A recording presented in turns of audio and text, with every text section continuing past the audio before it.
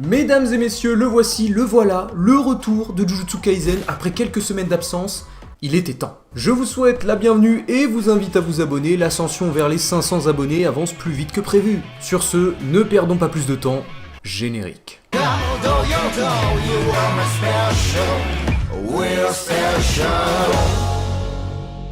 Juste avant de débuter, parlons du nouvel opening. Incroyable.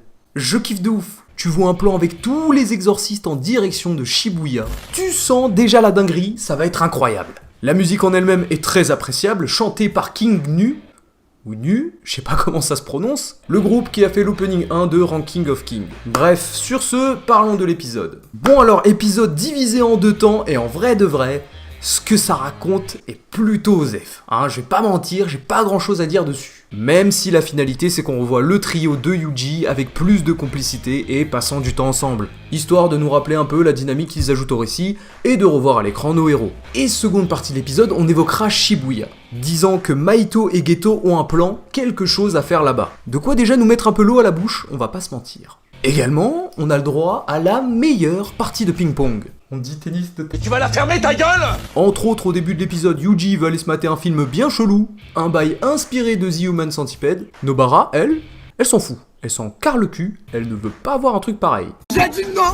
Et l'autre ténébreux, il est rentré chez lui. Donc l'épisode commence sur une note un peu triste.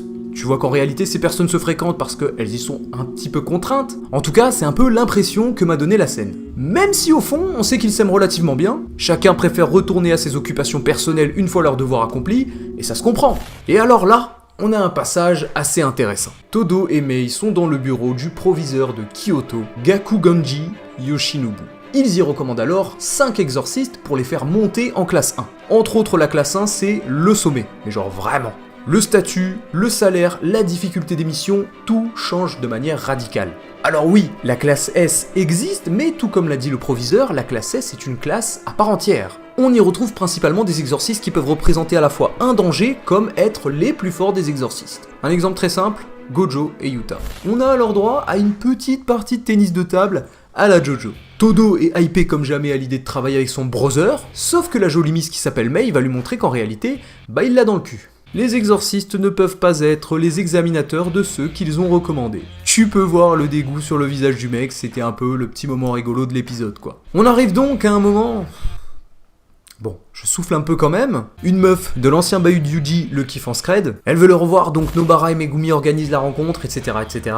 À l'époque, c'était une copie conforme de Ronflex, mais à présent qu'elle est dans les standards de beauté, c'est bon, c'est comme si elle avait gagné à l'euro-million. Je résume ça au maximum, mais on va accélérer un peu la cadence. En réalité, même à l'époque où elle n'était pas attirante auprès des autres, Yuji la kiffait déjà bien. Et au final, elle se rend compte que espérer que parce que maintenant elle est mince et jolie, qu'elle a à présent ses chances, c'est revenir à reconnaître que toutes ces personnes qui l'ignoraient avaient raison. Ça revient finalement à valider leur manière de penser. Là, j'ai eu un flashback du pilier de l'amour. Bon ok c'est beau, c'est mignon, mais je me demande tout de même s'il n'y a pas une petite histoire de score ESG derrière tout ce bazar. D'ordinaire, l'auteur propose des personnages avec une histoire assez tragique, assez sombre. Disons que ça apporte un peu de légèreté, mais tu te demandes quand même qu'est-ce que ça vient faire ici. Moment sympathique, mais pour autant pas des plus intéressants. On voit alors notre petit trio sur un plan fixe, avec une petite musique douce qui s'en vont tous voir le film ensemble.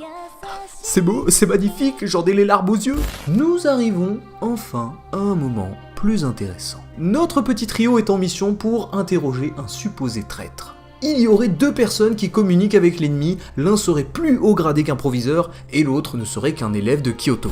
Le principal suspect, Kokichi Muta, le mec qui manipule Mekamaru et qui est également une personne possédant un serment inné. Au vu des capacités du mec, c'est plus que probable. Il est capable d'utiliser des robots qui peuvent même avoir la taille d'insectes. Le pouvoir parfait pour communiquer avec l'ennemi. 2 scènes se lancent alors en parallèle. Et maintenant, on a le retour de l'ambiance tendue et sombre de Jujutsu Kaisen. On voit que Utaime et le trio commencent à ouvrir la porte. Kokichi réagit et comprend qu'ils sont là, mais en réalité, ils ne parlaient pas d'eux, mais bien de Geto et Maito. Ils ont effectivement passé un marché. Celui-ci devait leur livrer des informations en échange d'être libérés de la condition de son serment. J'avoue qu'en vrai, Miskin, hein, le mec depuis qu'il est né, son corps, c'est un putain de légume. Bon, petit bémol par contre, hein, quand il sera guéri, Mahito ira le buter. Voilà, c'est un caprice comme un autre, on est habitué avec ce type. Et c'est là qu'on commence à évoquer Shibuya. Geto dit qu'il est bien dommage de s'en débarrasser car il aurait pu lui être bien utile là-bas. Que va-t-il se passer à Shibuya? Le mystère est total et la hype en moi ne cesse de croître. Mahito le soigne alors et c'est le moment où le combat commence. Une flopée de robots en bois confronte Mahito. Bon, c'est un peu comme s'il joue au Capla le mec, une pichenette et c'est bon, ils sont tous au tapis. Kokichi dévoile alors un putain de Megazord. Les choses deviennent bien plus tendues. Le mec se rend compte malgré tout qu'il est dans une sacrée merde. Il a très bien conscience que ces deux-là peuvent lui mettre une Hagra interstellaire. Il prie de toute son âme que Satoru Gojo vienne l'aider afin qu'il puisse aussi lui dévoiler leur plan pour Shibuya.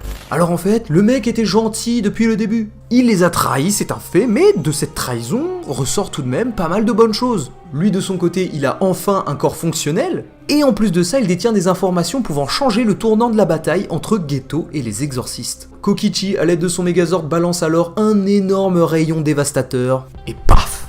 Cliffhanger de fin. Sur ce, mesdames et messieurs, c'était tout pour moi, c'était tout pour cet épisode 6. Review beaucoup plus courte que d'habitude, j'en suis désolé. Le retour de Jujutsu Kaisen, bon, premier épisode, c'était sympathique, il y avait des moments dont on aurait clairement pu se passer, mais bon, je lui laisse quand même le bénéfice du doute, parce que la suite a l'air d'être incroyable. En tout cas, très curieux de voir ce qu'est ce fameux plan à Shibuya, et de voir la dinguerie que ça va être. Merci à vous de m'avoir regardé, abonnez-vous pour ne pas louper la suite des reviews. Sur ce, c'était le Sama, et moi, je vous dis sayonara.